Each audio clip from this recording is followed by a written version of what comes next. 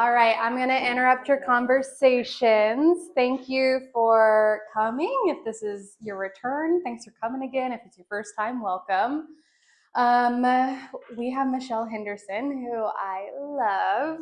Michelle, we were just talking. We connected, I think, like 2018, 2017, just from networking, and have stayed in touch and have passed over each other a lot in our work with overlap and differences and just marketing. So you're in for a treat tonight with her speaking. Feel free to stand, walk around as things get going. The bathroom is just right over there. Michelle has an hour. She doesn't have to take an hour, but she's going to give us some good stuff about niching down and how to do it. And I'm going to fix that in a minute. And then we'll spend the end with more time to network. And then I'll boot you out about 8-ish so I can lock up and clean up real quick. And that's that. I don't think I have other pieces of information, but take notes. If you need pens, I brought pens. I didn't bring paper, but I brought pens if you need it. But Michelle also said she'll send out slides and anything that we might need later. Okay, all right, you're up, Michelle. Yeah, thanks, Rachel. We'll fix this.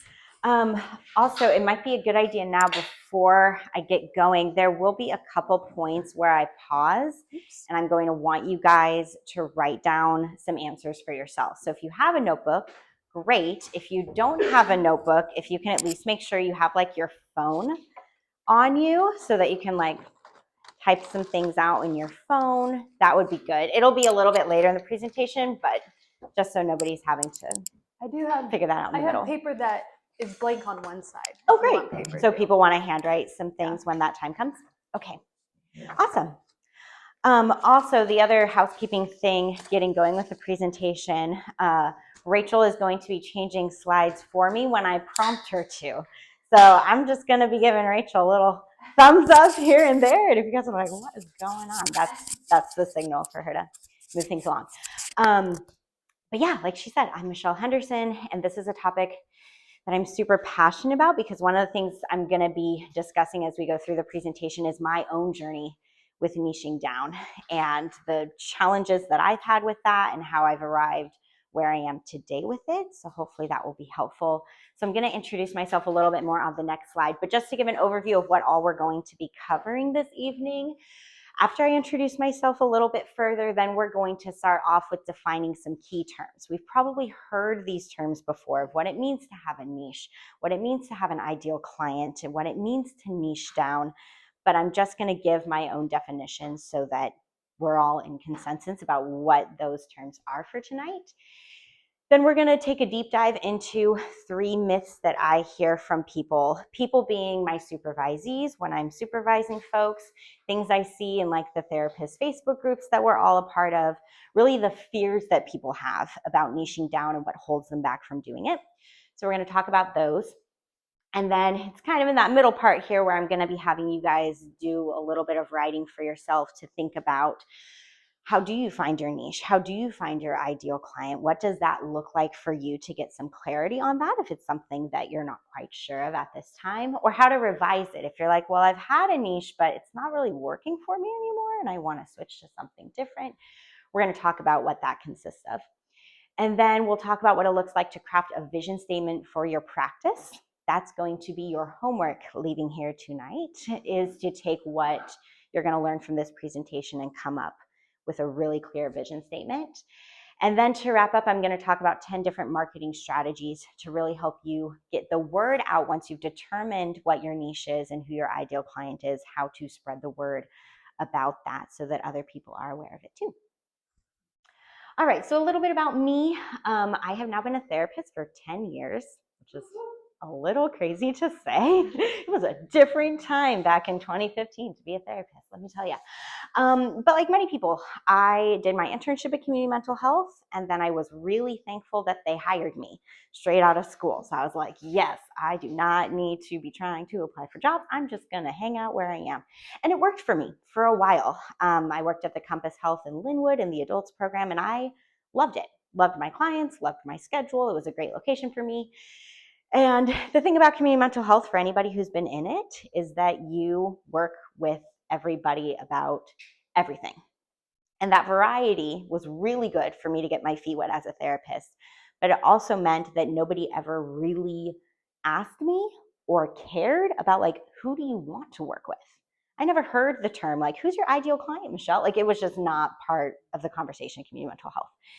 So then I went through some personal life changes and I was like, all right, I'm going to go into private practice. Here I go. So I did that in 2018, and then I've just been in private practice since 2019. And when I got into private practice, that was when I first started asking myself the questions of who do I want to work with? I'd been a therapist for 4 years at that point, and I'd never really asked myself that. Who do I want? And at first, I really wasn't very sure. It was an interesting thing for me to think about. So periodically throughout the presentation, we're going to come back to my story, but that was where I started with things. So let's take a break from that and get into some of these terms. Thank you to Google for helping me find these definitions. I was like, I'm just curious what Google says, and then I picked my favorite ones, but I'll go into these a little bit more. So with having a niche, we're really talking about two different purposes for a niche. I like what it says in the first definition there of like a comfortable or suitable position. When you find your niche, there is a comfort level there. There is this feeling of like, oh, this fits for me. I like this. Like it says, I found what I meant to do. So that can be really great for personal benefit to find your niche. And it's what helps sustain us in this work, to be doing work that we find really interesting and enjoyable. But then there's a second definition, which is very like business language, right? Like a specialized segment of the market for a particular kind of product or service. So it's really looking at it through this lens of how a niche is really important for marketing. The way that I think about this sometimes, and the way that I talk about it with people I'm supervising who are trying to, they just graduated, they're going into private practice right away, and they're trying to figure out who they want to work with and what they want to do. And a lot of times they want to do a lot of different things. Or we see those therapists out there that are generalists. And I look at their website and it lists 20 different things that they do, right? I work with ADHD, and I work with grief and loss, and I work with depression, and I work with transitions, and I work with blah, blah, blah, blah, blah, blah, blah, blah. It would be like if you have 2 different restaurants in your city, and one restaurant serves like 5 different types of cuisine. They serve Mexican, they serve Chinese, they serve American, they serve Italian, like they serve everything. And then the second restaurant is like, we have the best Italian food in town.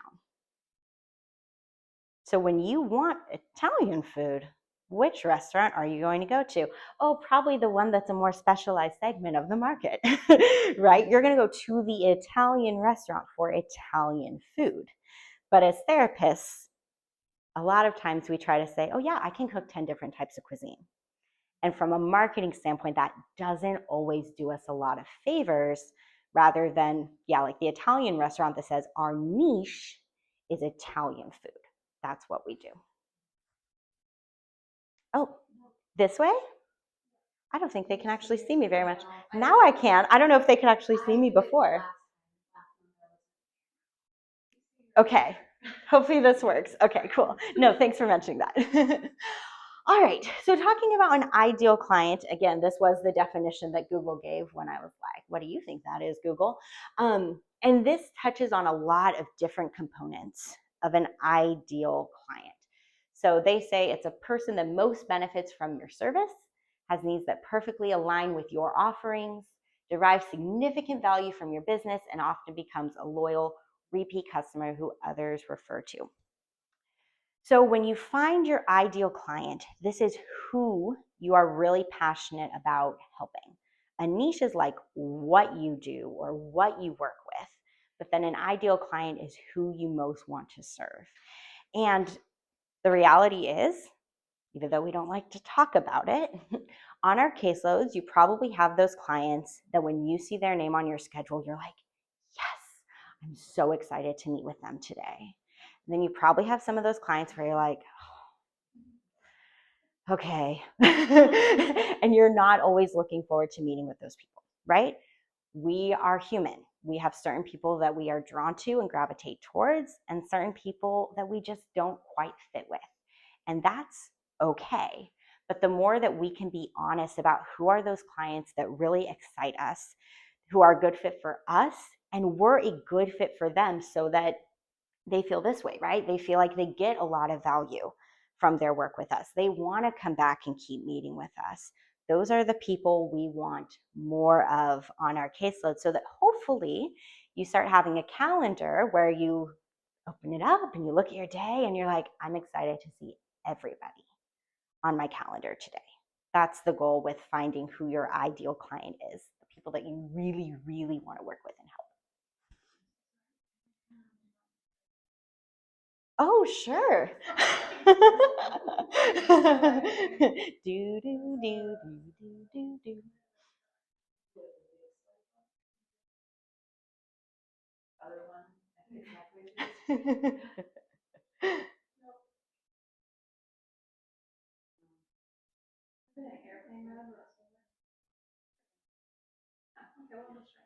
Cool. There we go. So basically, when we're talking about niching down, we're talking about focusing on attracting your ideal client. That is the purpose of it.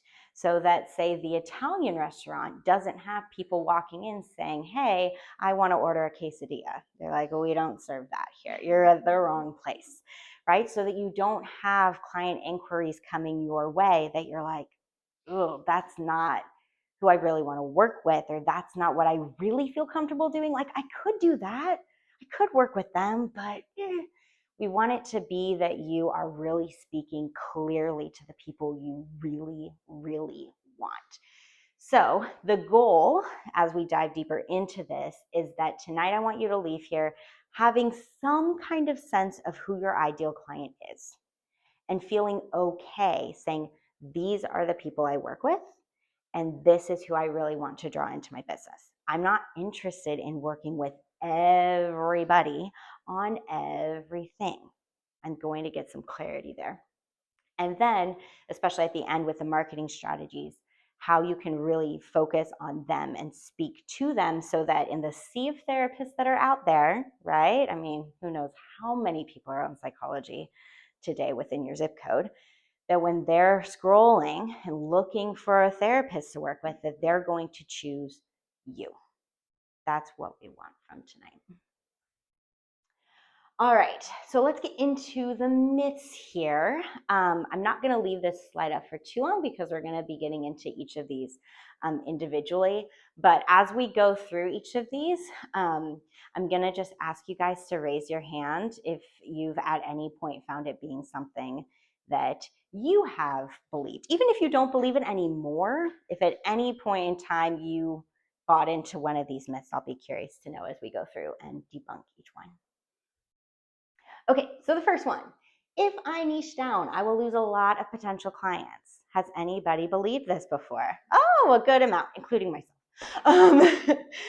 What is our worst fear as a therapist in private practice? Our worst fear is that we won't get clients. You ask anybody who's opening a practice, that's what they're going to tell you, right? I'm just worried that nobody's going to want to work with me and I'm not going to get anybody on my caseload. Or if you're an established therapist and you've been in private practice for a while, probably your worst fear becomes, I'm going to have a dip in my caseload and people are going to fall off and I'm not going to get anybody new reaching out. So we get scared that if we niche down, we're going to have a lot of people not be interested in working with us. But let's talk about another way to look at this, so to speak. So I put it up here that, like, in a way, you will lose a lot of clients, and that's a good thing. Because what you want is, say, again, the Italian restaurant idea. They want people walking in the door that are like, order me like your best bolognese or whatever, right? Like who want to be there, who are really interested in what you have to offer. If you get people coming to you who, and again, this isn't bad or wrong. Admittedly, this is what I did with my therapist. I was like, who takes my insurance and who is located near me? This was before COVID, so it had to be in person. I didn't care too much what her specialties were. It didn't really make a difference to me. But the thing is that if we have clients who are seeking us out and they don't really quite know what we do, and again, we're trying to just get anybody to work with us, we might not have the best retention rates. So you may be getting people in the door, but you actually may be losing clients because they may not decide to continue working with you, because either you or them may figure out along the way, oh, like this actually wasn't really a best fit to begin with. So the other thing with the second point there is that if you fill your caseload with again a wide variety of people, some of which you may love, some of which you may not, then it does increase the potential for burnout. And again, if we are burning out, we're not doing the best work. We're not going to be putting as much time and effort into marketing or networking because we're just going to be tired. And guess what? If you're not marketing and networking and doing things to grow your business, you're not going to get clients that way either. So if you can keep your cup, energetic cup, like filled, so to speak, with clients that really excite you, that's what's going to keep you invested in the work. And then again, you're going to be attracting those clients to you who really want to work with you. The other thing is that, and we'll talk about this towards the end with the marketing strategies, if you know where your ideal clients are, that's why it's important to know who your ideal client is. If you know where they are and you can go to them and have them realize like, oh, hey, there's this therapist near me that I could work with. That's how you're going to fill your caseload. And you won't have to worry about losing potential clients because you will know where to go to get the exact clients that you want. So it doesn't matter if you're not getting inquiries from Psychology Today, right? Because you will know, hey, if I know where my ideal clients are and I know how to speak to them and get myself in front of them, then they'll probably pick me. All right, next one. Okay, second one. If I niche down, I will burn out seeing the same people with the same problems. Has anybody ever believed this one? Rachel has. Okay, a couple people. Okay, so speaking a little bit more to burnout, like I was starting to mention on the last slide. Burnout can come from a lot of different sources, but one way that burnout can happen is that it's an us problem. We decide like, oh, it's fine if I schedule 7 people in a day. Or we're not doing our best self-care outside of the therapy room.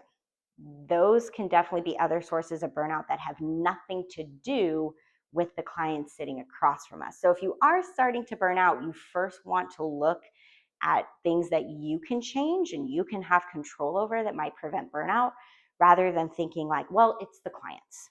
It's what they're bringing and they're the reason I'm burning out is because I've had the same clients all day who are talking to me about the same, I don't know, parenting challenges, and that's why I'm burnt out. So that's a thing to consider.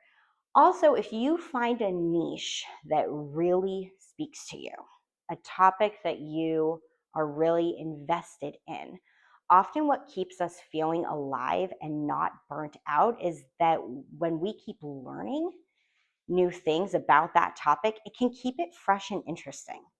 Burnout can often come from us doing the same, like using the same tools in our toolkit over and over and over again. And sometimes those tools work really well. And then sometimes we're like, why do I feel like my clients are not getting better? But if we are open to reinvesting in learning more tools, then that can also help us feel more competent with the clients that we want to work with.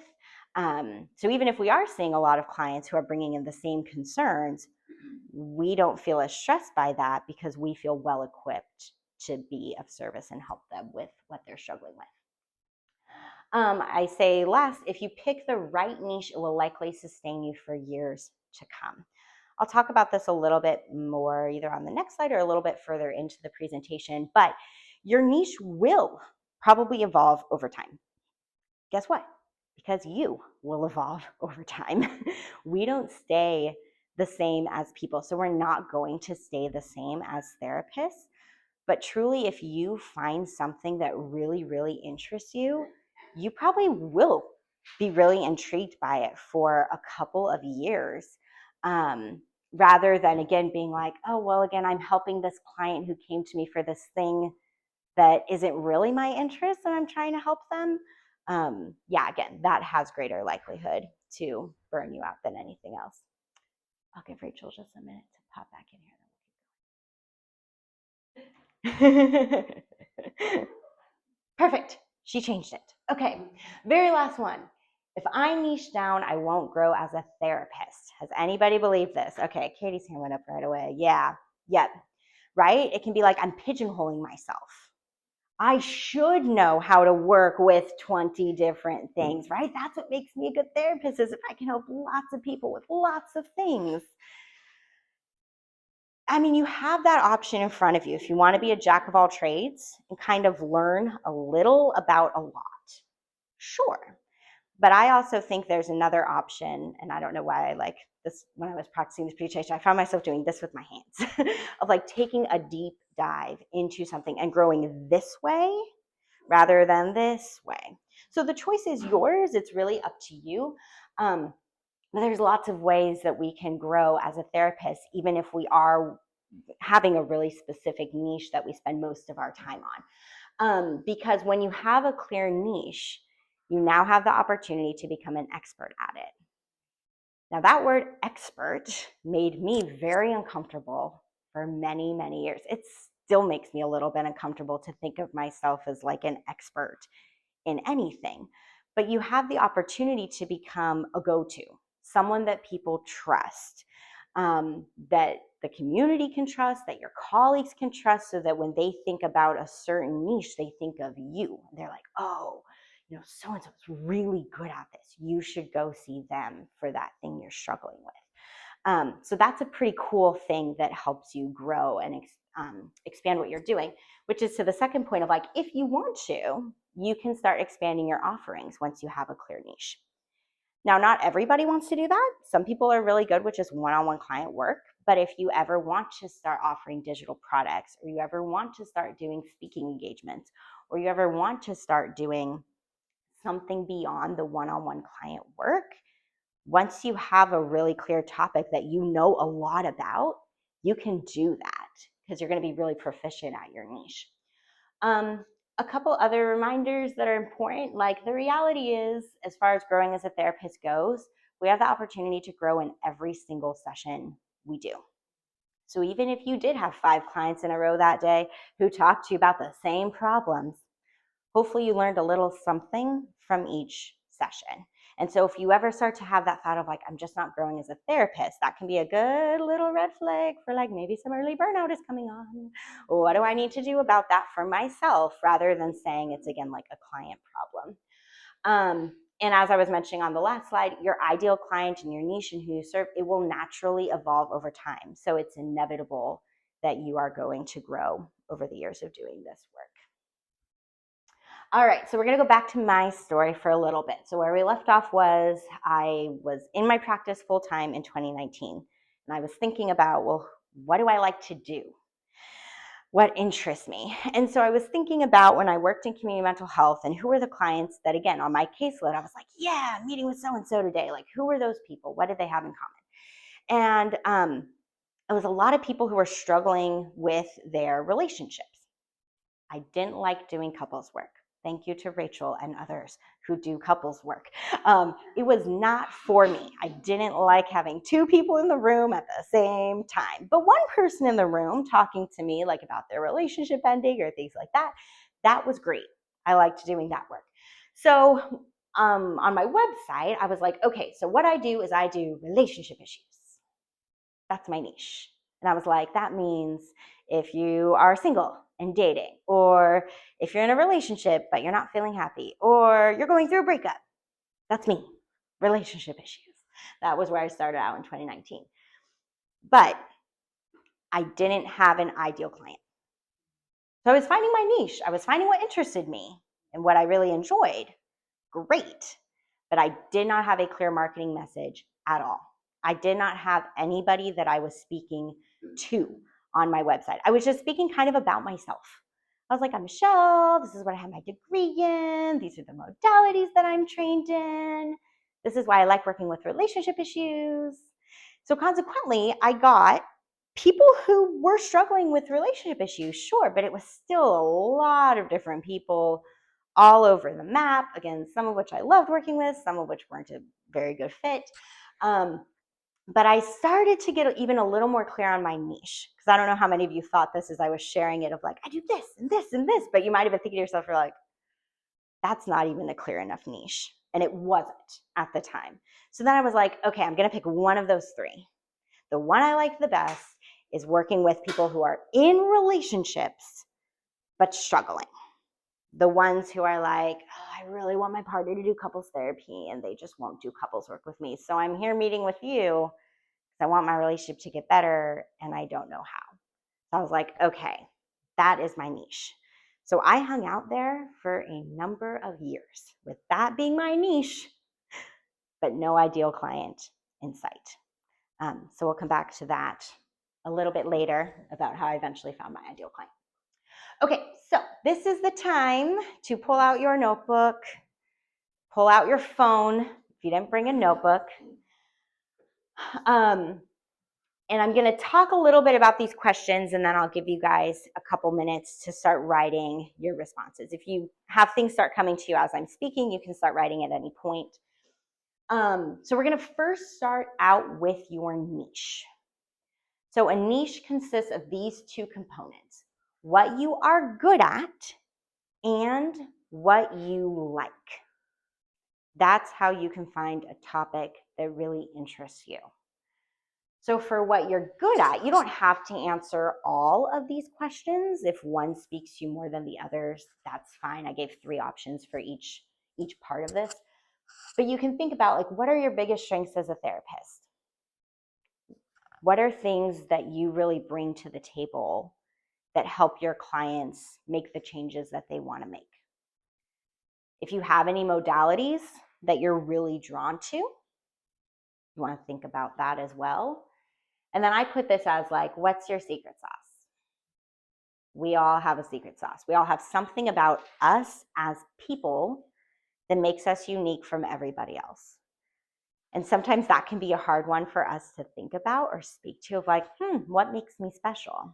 But there's something about each of us that does make us special. So that's what I'm speaking to with that last question there. And then the second component, thinking about what you like. Again, what do you really enjoy working with? Not just what you're good at. Sometimes we could be good at things, but we don't like them, right? Like somebody could be really good at math, but hate math, for example. So also thinking about what you like. So what do you like about being a therapist? What do you enjoy about this work? Are there topics or diagnoses that really interest you? And then again, starting to think about the clients that you most look forward to seeing. Those clients have a lot of helpful information to give us with this topic of niching down. So I'll give you guys just a couple more minutes before we move forward on to the next one.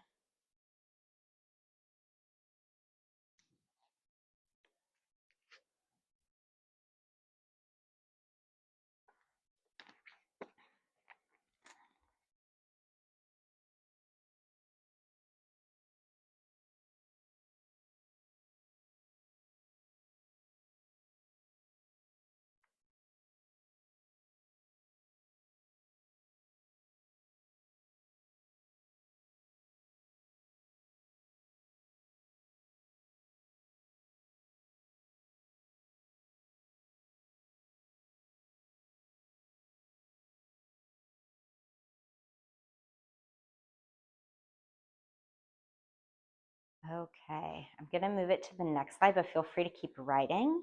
I'm just going to give my examples of how I answered those questions. So things that I feel like I'm good at. One thing about me as a therapist is that I am really patient with my clients. And I don't blame other therapists at all when they're like, I have been working with this client for 2 years and they are still just as depressed as when I first started meeting with them. Like, I don't blame that, like, bother people. But me, I'm like, okay. Like, I'm really good at being in the limbo. I'm really good with my clients of like, sometimes they take a couple steps forward and then sometimes they take a couple steps back, and it just doesn't really frustrate me. So that's something that I feel like I bring to the table. And as far as modalities, I started off really liking motivational interviewing. I still like motivational interviewing, but emotionally focused therapy, Sue Johnson's work, I feel like I have found my home there, because she has adapted that to also be used with individuals. So I use a lot of emotionally focused individual therapy now in my work. And these are just some things about me, who I am as a person, not just who I am as a therapist. But I think I'm a pretty open-minded person. I'm a creative problem solver, and I'm really organized and pretty type A.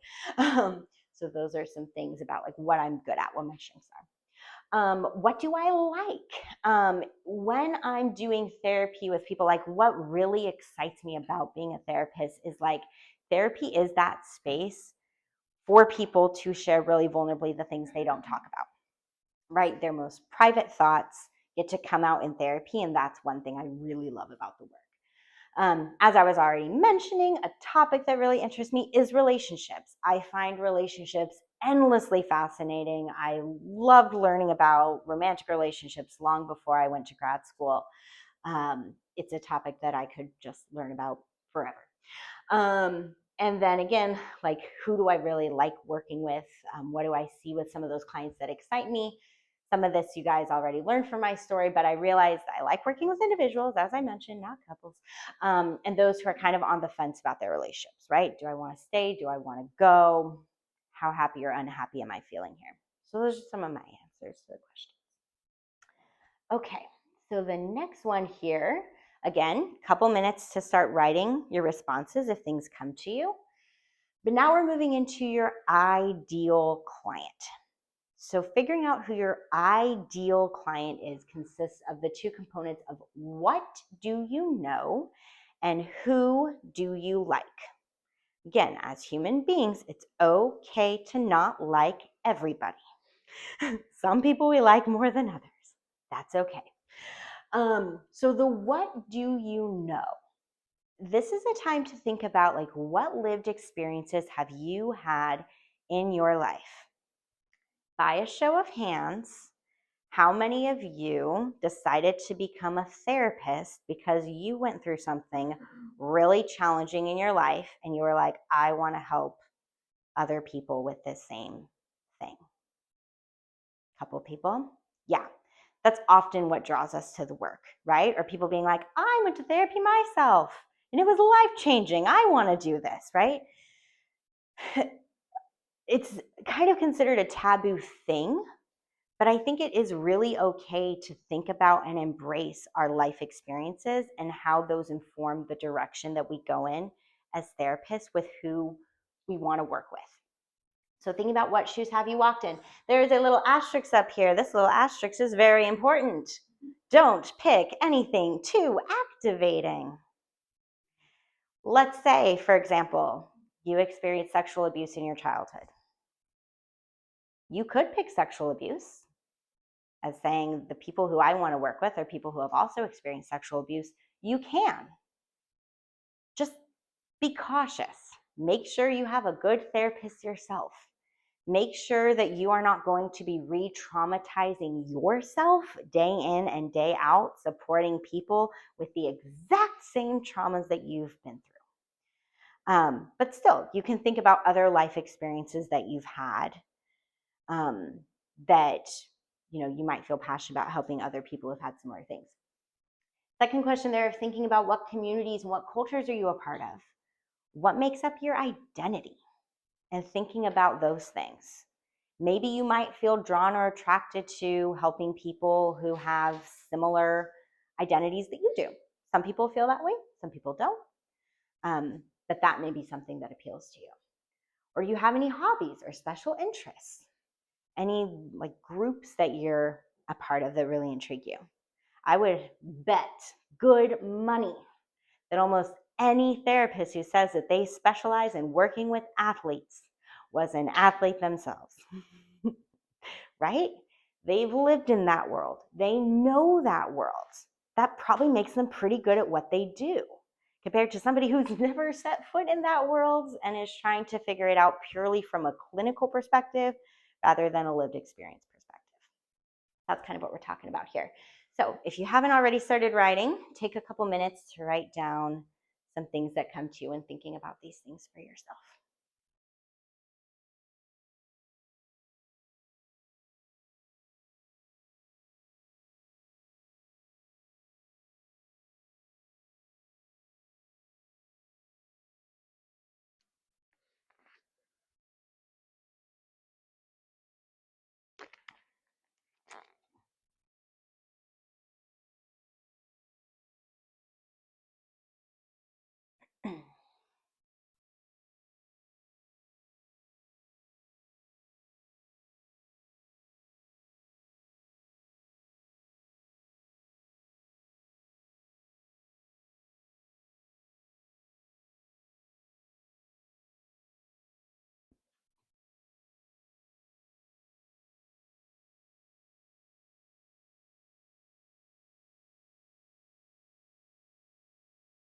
Okay, we're going to move on to the next component of this, which is, in addition to thinking about what do you know, like what lived experiences you've had in your life that you're familiar with, also thinking about who do you like.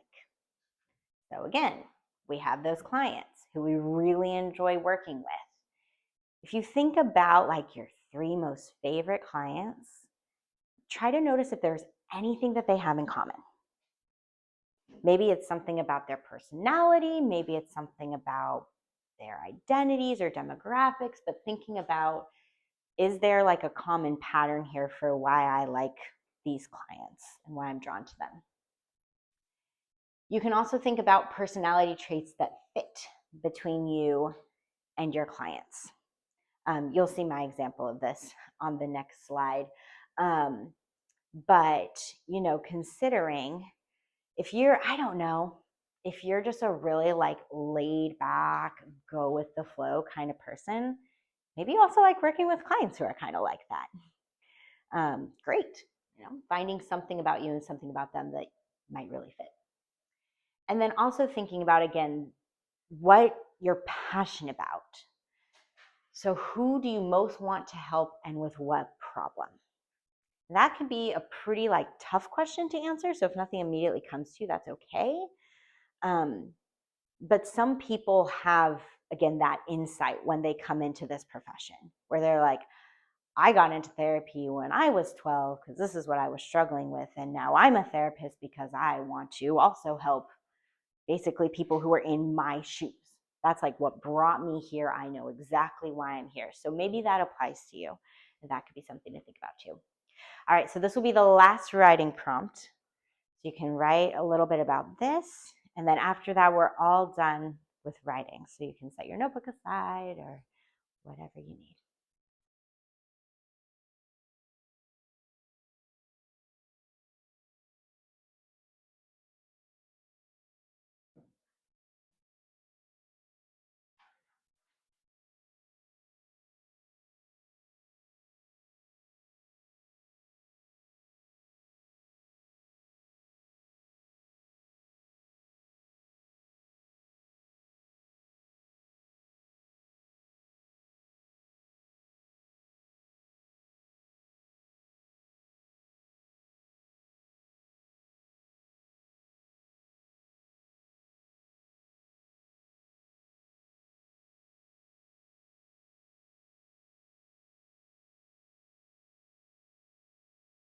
Okay.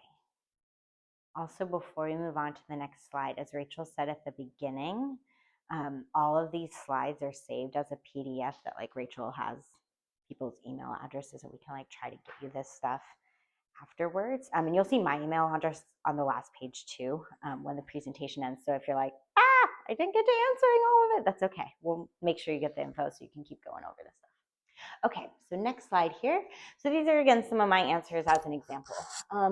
So some of my lived experiences that I've had, this is where you get to know a little bit about human me, not just professional me. So I've been in a couple long-term relationships in my life. I also have experienced pregnancy loss.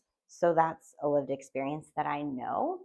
And currently, I'm a mom of 2 young kiddos. My oldest is about to be 4, my youngest is 18 months. So those are, again, some of the shoes that I've walked in.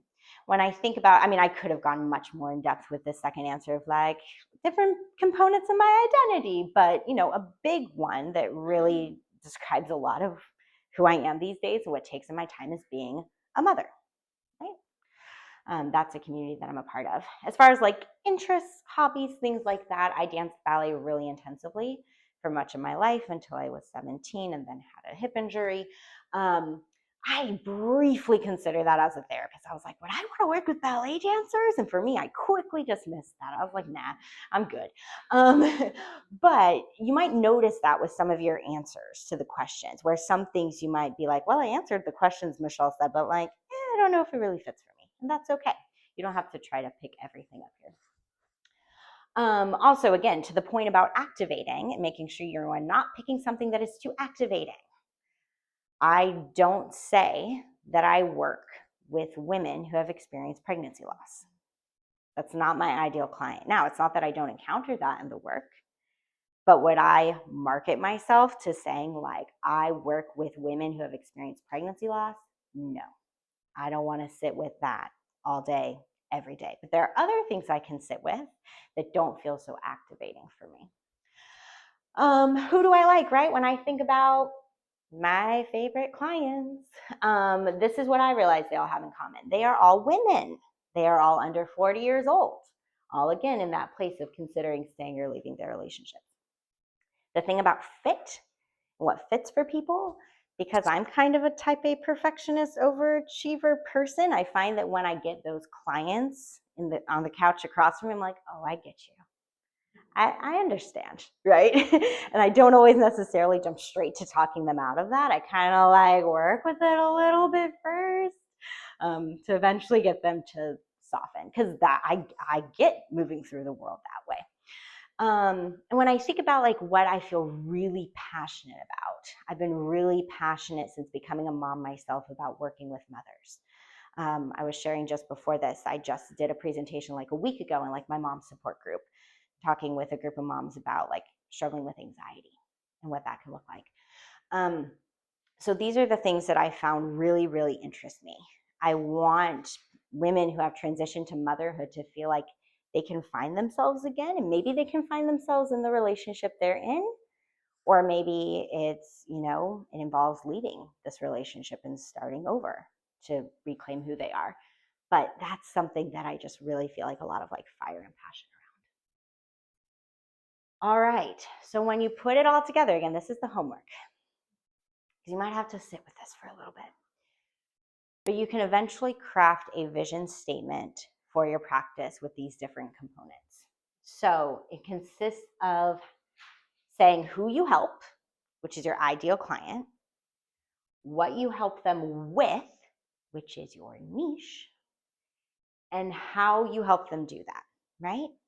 So I think sometimes as therapists, we struggle to really toot our own horns and be like, yeah, I did this thing with my client today and they left the session saying they felt amazing. Well, what was that thing that you did? Great. You helped them with something they're struggling with. And if you notice yourself kind of, again, having those same tools in your toolkit, talk about what those tools are. Tell potential clients, these are the tools that I have, and this is how I can help you with what I know. So this is my vision statement currently for my practice. So I help new moms struggling in their marriages. That's my ideal client right there. Get clarity about their next steps. That's the problem I'm solving for them, right? That is my niche. Those people that are like, do I stay? Do I go? I'm unhappy. What do I do? What are my next steps? That's the topic that I really like to help them with. And I do that by helping them explore their emotions, right? Remember EFT, emotionally focused therapy, and helping them find themselves again, right? So it's kind of a mouthful, but if you read that, somebody's going to read that statement and either go, yes, that's me. Or they're going to read that and go, nope, I'm a 40-year-old man in tech. And I'm going to be like, all right, you're not for me. right?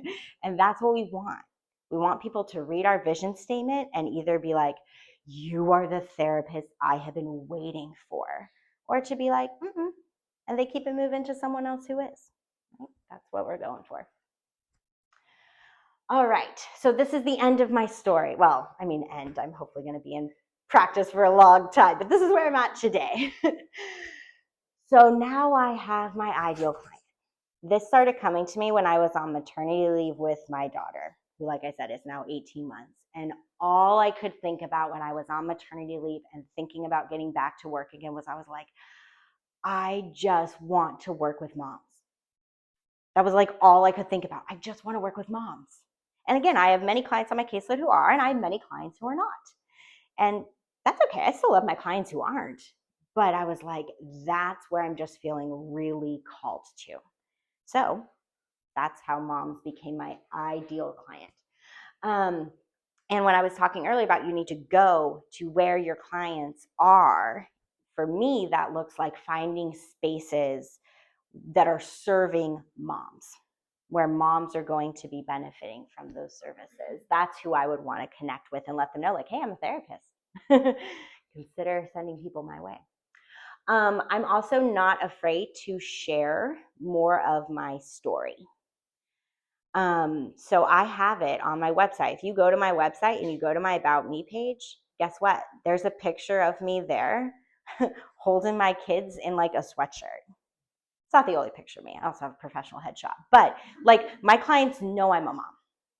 I'm okay with them knowing that part of my story. I'm okay with them knowing that I've struggled in my marriage too since becoming a mom. I share that because, again, that's going to help clients. You know, there's this thing in marketing of like people have to know, like, and trust you in order to basically buy your services. So I want them to like and trust me. And letting them know that part of my story can help them feel really comfortable with me. I'm also really clear on my website about the problem that I'm helping them solve. So I'm clear that what I do is help you with your relationship issues. Again, that's my niche. My niche is not postpartum depression. My niche is not pregnancy loss. My niche is not, I don't know, helping new moms figure out their career. That's not my niche. My niche is the relationship stuff. So I speak to that a lot on my website too, so that if a mom comes across my website and she's like, yeah, I've just been up at night wondering if I'm going to stay in this marriage or not. Like, I don't know, as I'm breastfeeding my kiddo in the middle of the night, kind of a thing. She's going to be like, yeah, I want to work with Michelle. She's talking to me. And that's how we want clients to feel, like we're talking to them. All right, I put up, these are all made up, by the way. So these are some random other examples of vision statements to kind of help you get a feel for what this looks like. So again, in each of them, you can see the ideal client first, front and center. Who is the ideal client, right? First one, Latinx immigrants. Second one, young men under 30. Third one, elementary aged kids. You know who these therapists work, these made up therapists that I came up with, who they work with, right? The niche in the first one, helping them find much needed support and community. That's what that therapist would focus on. This one, figuring out next steps for their future. This one, ADHD. See that. And then how do you do that? Oh, support groups and case management. Oh, I work with them to unblock what has them stuck. Oh, I do it by helping them get the support they need from teachers and parents. So that, again, as you're creating your vision statement after tonight, you can maybe refer back to some of these examples and think about how you piece it all together to have a clear message, because each of these therapists are doing very different work. Right? All right, so we're going to wrap up with talking about marketing suggestions. Here's the thing that I would say, right? I have 10 ideas up here. Think as I'm going through these about finding one that you like. Don't leave here and try to do all 10. That would be way too much work.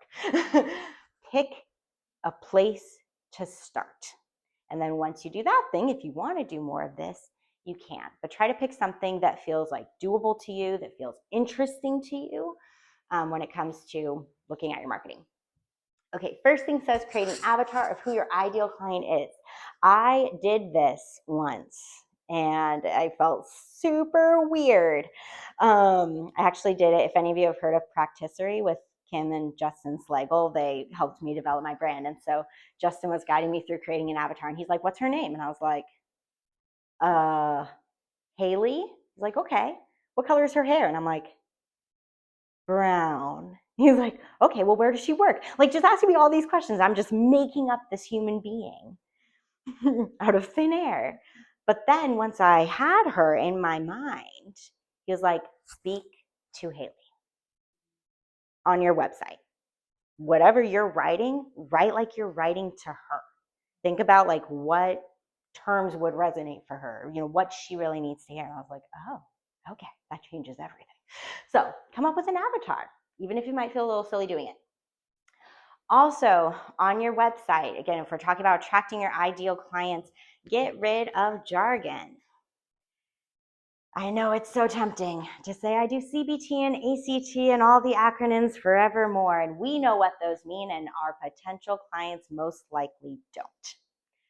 So whatever terminology you're using on your website, make it easy to understand and make sure it's going to be something that your ideal client can relate to and maybe knows what you're talking about. Also, thinking beyond just the text on your website, the copy, you want to also think about your design, right? If you are marketing yourself to 60-year-old men versus teenage girls, you're probably using different color schemes and different fonts, right?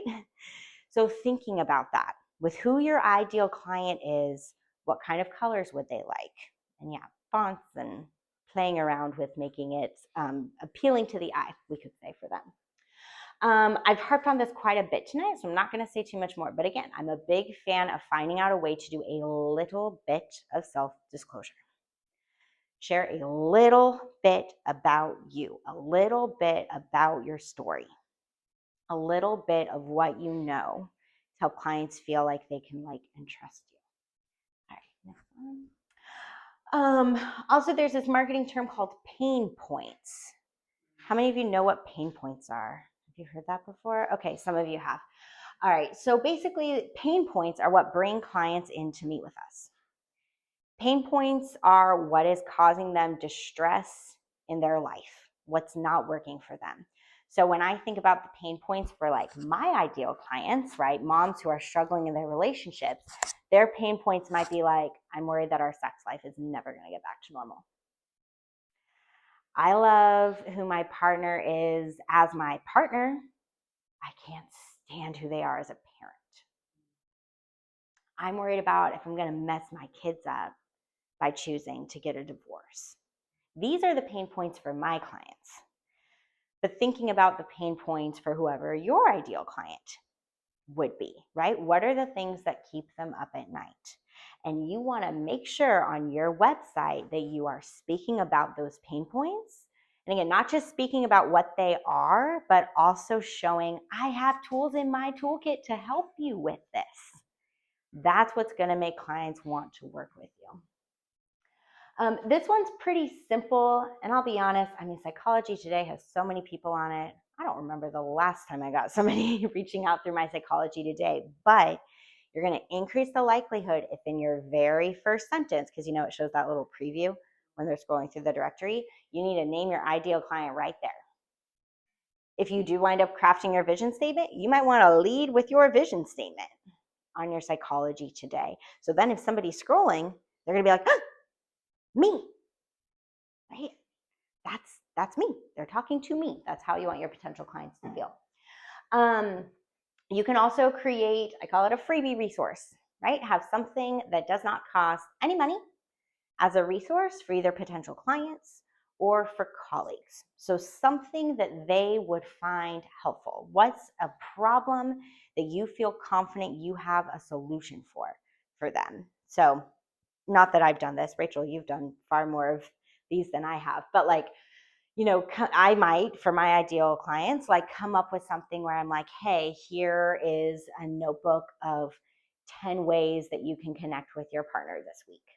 Or a notebook, is that what I said? A PDF, like 1 page, something simple, right?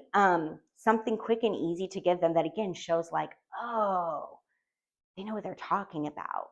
This could be helpful for me. So you come up with something like that to have on your website. One of the biggest things is number 8, get yourself in front of your ideal clients.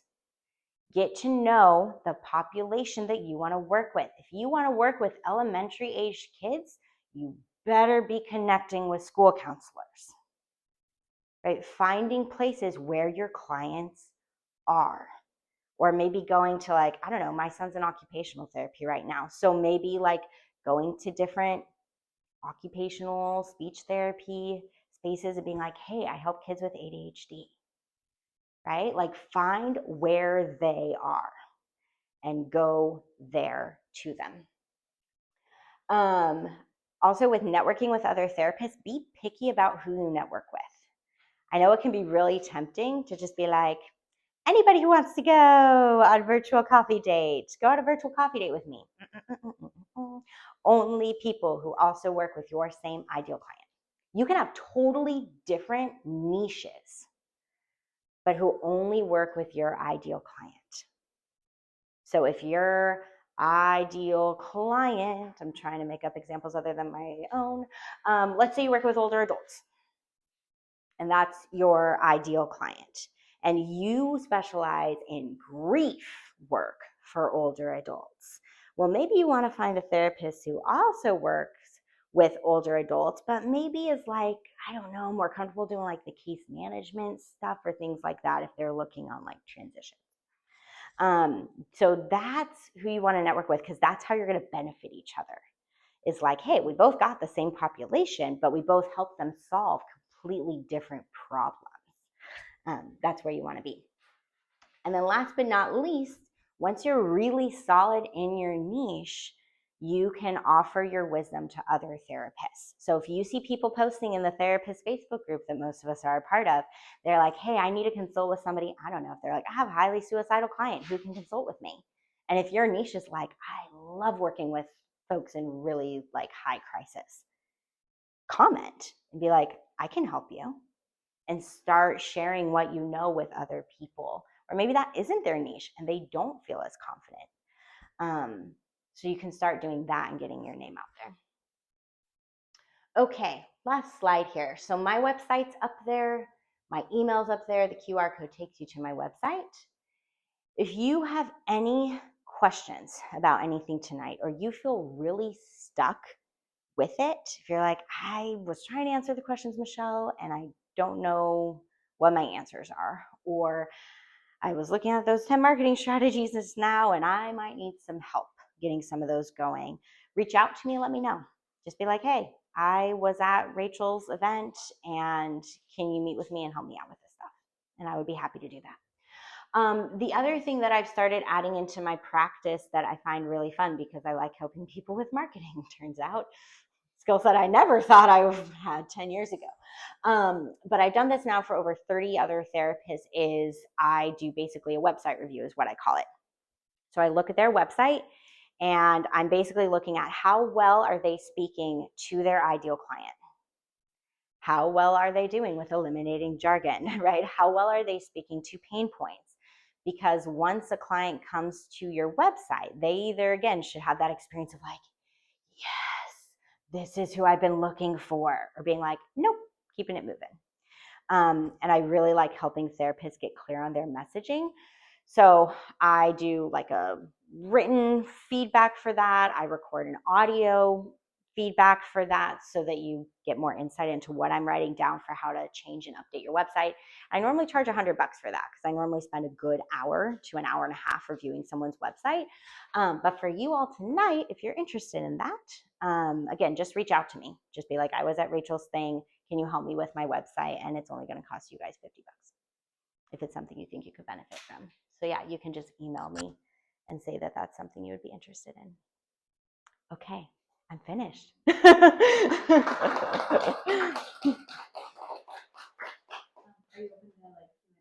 totally open to that if we have time for it. I don't know what time it is or how I did staying within the hour. We go till 8 to 7:25. Okay. So we have time. Okay, great. We'll just spend the rest of it connecting. So question. Yeah. What if you're kind of starting to be interested in this thing and you've never seen a client like that before, or like it's not experience you've had where it's like pretty new phenomenon kind of thing, and there's like still research coming out about Sure. stuff. How do you niche that, I guess? Yeah. So if it's something that just really kind of grabs your interest and you want to know more, start finding resources about it. If you can find a podcast about it, if you can find a book about it, so you can just kind of start doing some learning on your own time. There might be some benefit to really seeing if there's any like continuing education course that you could take to learn more about it, but just start kind of exploring or trying to really find other people who might already be doing it. So you could, like, say you're part of the therapist Facebook group, make a post and being like, I'm really curious to learn more about this. Is anybody else kind of already doing this work? And I could meet with you and pick your brain, and just start putting feelers out there and exploring it.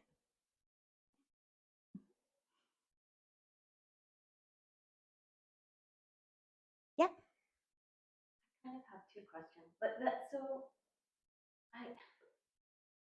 guess one is, I feel like based on your presentation, I'm gonna know the answer to this, but I'm gonna ask anyway. Go for it. Can you have more than one niche? Oh, that's a good question. Okay, I'll start there and then I'll get to your second question. You can, but you really need to have a clear ideal client. Right? So like I think if I wanted to, I could say my ideal client is new moms, and like I have this one area where I really work with relationship issues, and I have this one area where like I really want to go through my perinatal mental health certification process. I haven't done it yet, but I could be like, postpartum mood disorder stuff. I could probably pretty easily market to both of those.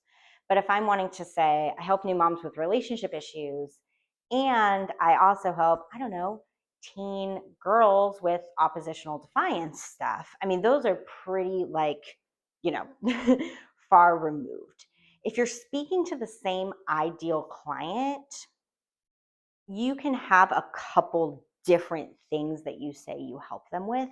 But once you start getting into 2 or more ideal client populations, that's when your message can get a little muddy. Because then you're trying to, I'm not just speaking to Haley anymore as my avatar, I'm also speaking to Jim. If I'm trying to also say market to, men with something they're struggling with.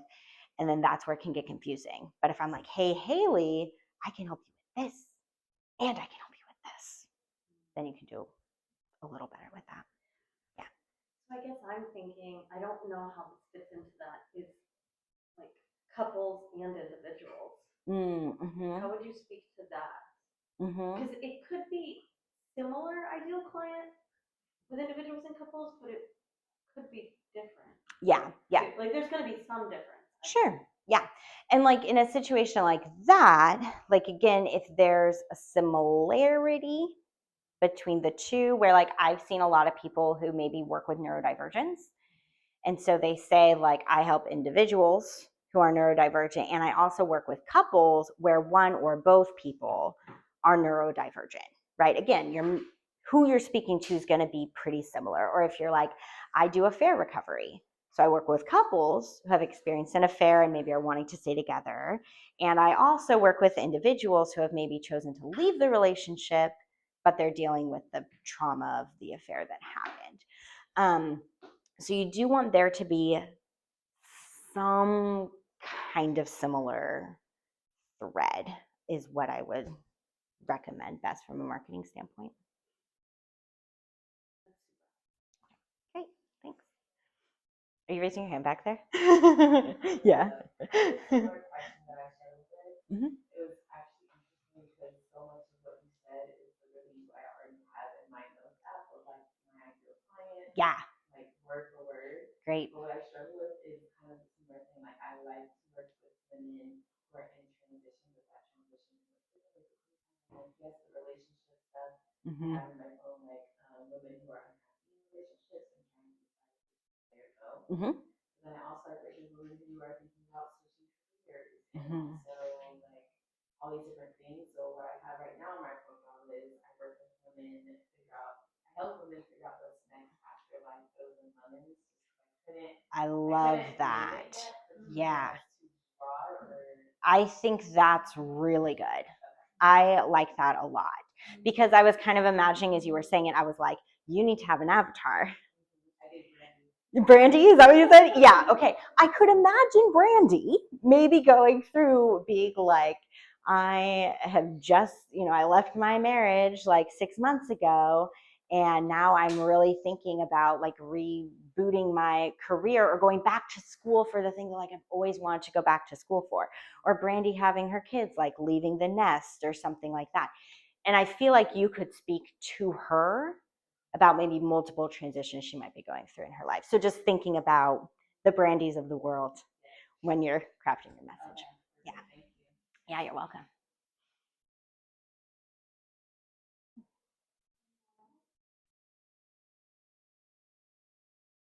Okay, well, we have lots of time. I'm very tempted to make us do a group exercise, but if you're anti it, I won't force it. But if you guys are open to it, I think one of the questions you asked is so good, and I think it's getting really powerful if we like circle up. Are you guys open to that? Yeah. All right, circle on up. Like in pairs or just a big We're gonna circle? do a Big circle. Okay, cool. I was going to say, those three can just hang out along the back wall there.